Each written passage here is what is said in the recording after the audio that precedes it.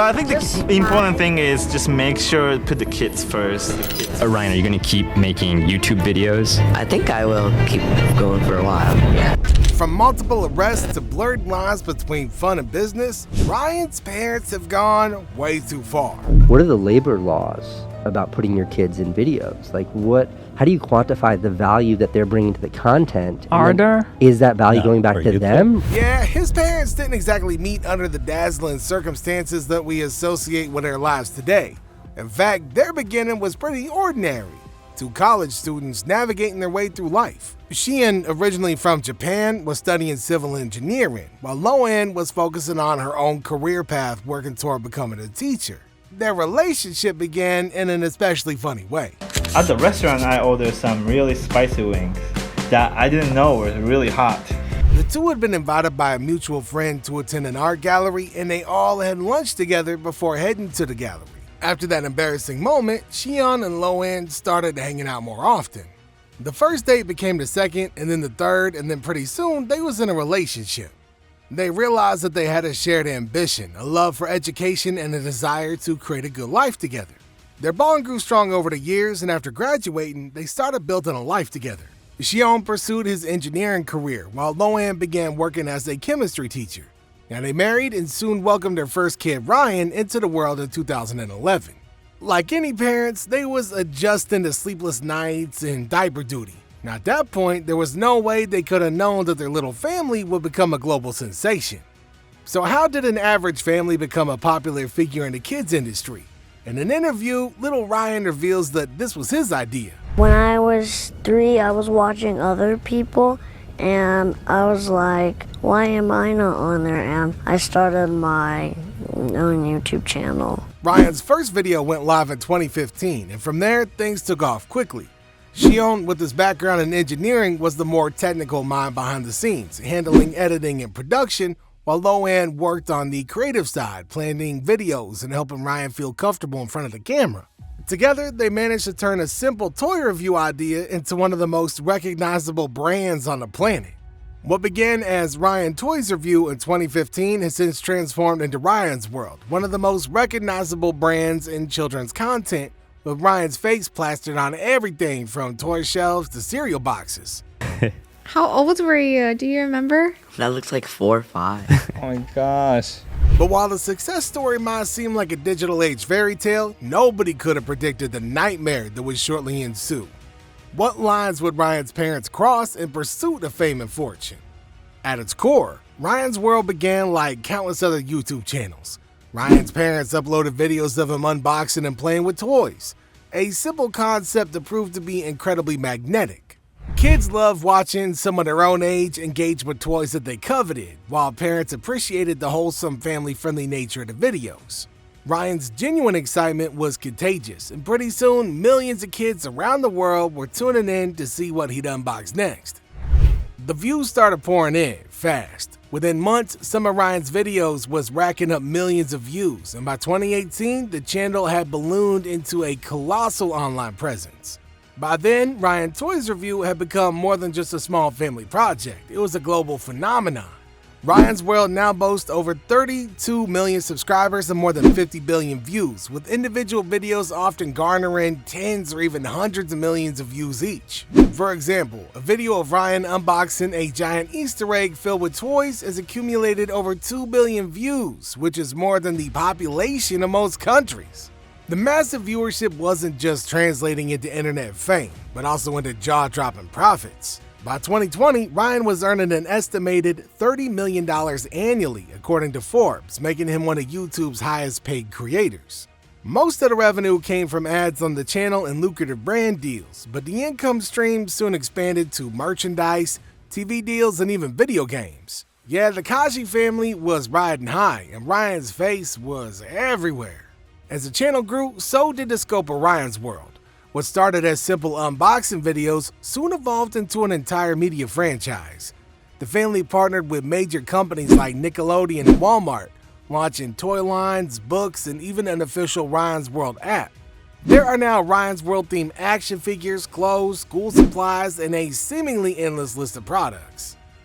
It wasn't just the channel expanded, the content itself began evolving too. The videos moved beyond unboxing toys and branched out into vlogs, educational content, and do-it-yourself science experiments. Ryan's World quickly became a one-stop shop for kid-friendly entertainment, and millions of kids continued to tune in to their daily dose of Ryan. But with this meteoric rise in popularity came a shift in the type of content being produced. As brand deals and sponsorships poured in, viewers started noticing more and more product placements. Toys, games, and other items Ryan would unbox were often tied to promotional deals with major companies. The lines between authentic playtime and full-blown advertising became blurred, and it wasn't always clear to young viewers or their parents that they was watching a commercial disguised as a toy review. This began the descent of Ryan's World. So the first red flags was raised when watching groups and parents began expressing concerns over the nature of the content.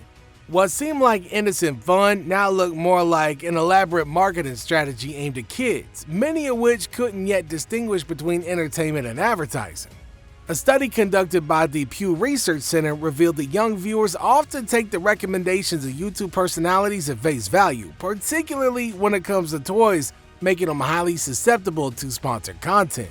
In 2019, a consumer advocacy group called Truth in Advertising filed a formal complaint with the Federal Trade Commission accusing the Kashi family of deceptive advertising practices.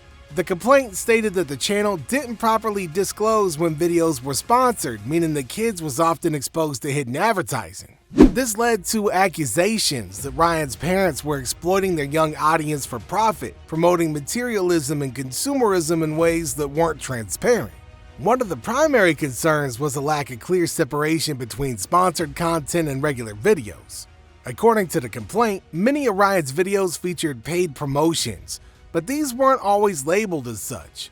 For instance, Ryan might unbox a toy that he was being paid to promote, but the video would present it as if it were just another fun review.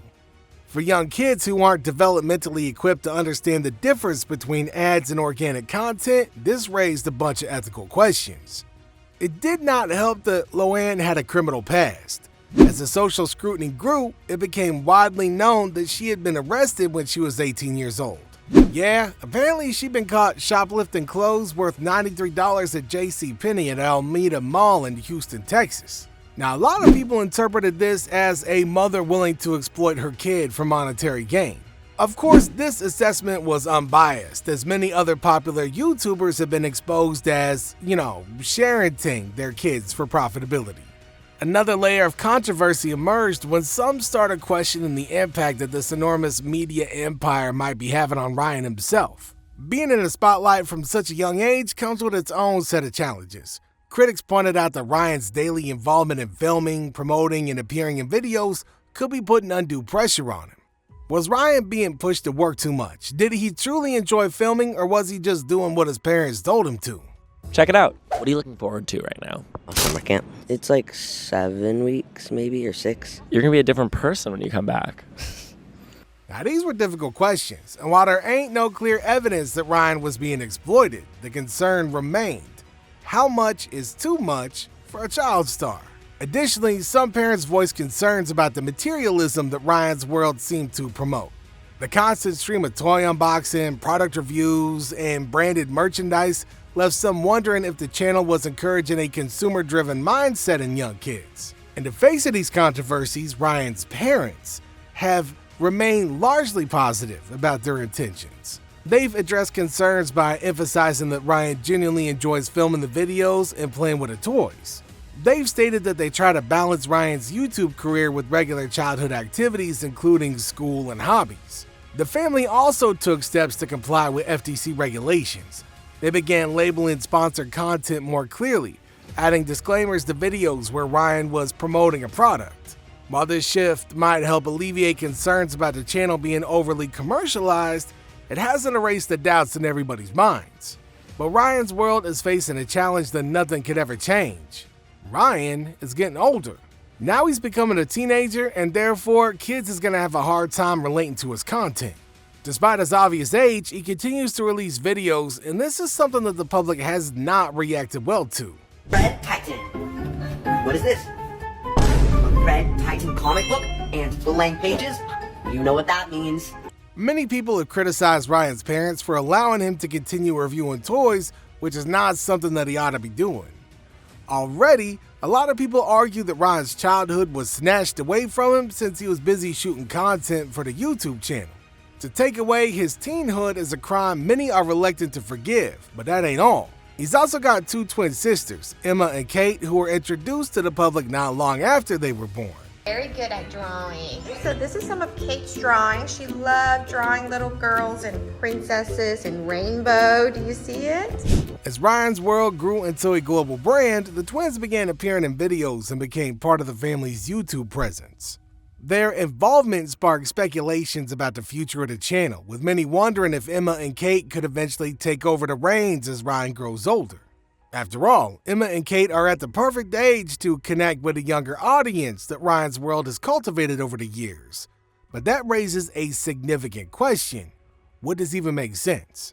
One of the biggest concerns is that exposing the twins to the same level of fame and media scrutiny Ryan has faced might do more harm than good. His rise to fame has undoubtedly had an impact on his life, and some believe that the Kaji family should have taken steps to shield the twins from similar experiences. Beyond the question of whether Emma and Kate should take over, there's also the issue of relevance. Now, the kids who grew up watching Ryan are aging out of the content. They're no longer the wide-eyed preschoolers who once loved seeing Ryan unbox toys or embark on family adventures. Today, those kids are preteens or even teenagers, and their interests have shifted towards more mature content. Ryan's World, on the other hand, remains largely targeted at younger kids, focusing on toy reviews, educational games, and playful family activities. This has led some to argue that Ryan himself has outgrown his own channel. At 12 years old, he's no longer the playful, toy-obsessed little boy who started the thing. Sit down. And sit. And that. He's a preteen navigating the complexities of growing up, and there have been rumors that he's becoming increasingly disconnected from the content that he's expected to create. He's in a unique position where the brand is as much a part of him as his own identity. Unlike many child stars who work in acting or music, Ryan's entire persona is tied to Ryan's World. The brand carries his name, his image, and his personality. Now, this raises a challenging question for the future. How does Ryan separate himself from the brand as he grows older? If Emma and Kate were to take over, it might alleviate some of the pressure on Ryan, but at what cost to the twins? And what would Ryan's World even look like without Ryan at the center? Is Ryan ready to retire? Ryan might be ready, but his parents aren't. Could they be milking Ryan's World for the last few pennies? And Ryan's World views have decreased rapidly, making it evidently clear that the famous channel is on the verge of collapse. It's only in a child's world where retiring is a bad thing. But what do you think the future is for Ryan's World? Share your thoughts in the comments below and visit our channel for more amazing content. Thanks for watching, and we'll see you in the next one.